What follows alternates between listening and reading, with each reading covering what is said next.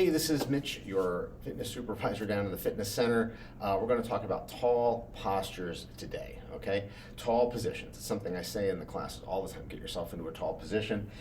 Sometimes it's good just to kind of review what that means. So, I like to say that howdy doody is always in a tall position, because the way I like to think about tall positions is, say you're just standing here and someone's got a string right on the top of your head and they just pull that string up. That is a tall position, okay? That's why howdy doody is always in good posture.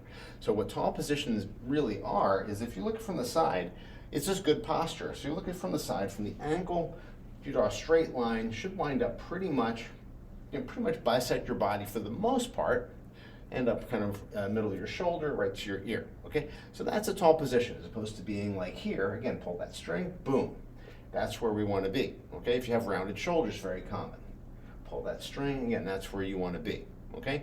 So how it relieves pain and tension throughout your body is it stacks your body right on top of each other. So all the supporting muscles, all the muscles in your body are working as they are meant to work.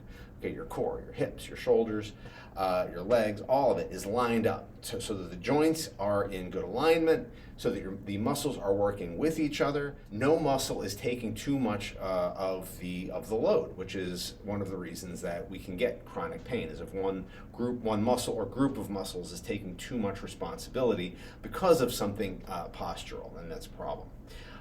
One of the mistakes, the most common mistake people make when they're trying to get into a tall position, is they get a little overextension in their back. So they'll be kind of hunched over, they want to get into a tall position, and they wind up doing this, okay? So what we don't want to do, I'm over-exaggerating a touch, but when you get into that kind of overextension where you're very aggressively pulling those shoulders back and looking up, you get a bit of an overextension through here, which can give you a lot of, a little tension, a little pain. We don't want that. Again, this should be a very somewhat easy position to think about. Again, you think about that string. If you're here, pull that string straight up. Gravity is just taking that center of balance right from your ears straight into the ground, okay? So from here, where are if you take that line, that center of gravity from my ears, whereas it's going to wind up behind me. That's why my hips have to really kick forward to maintain that position, okay?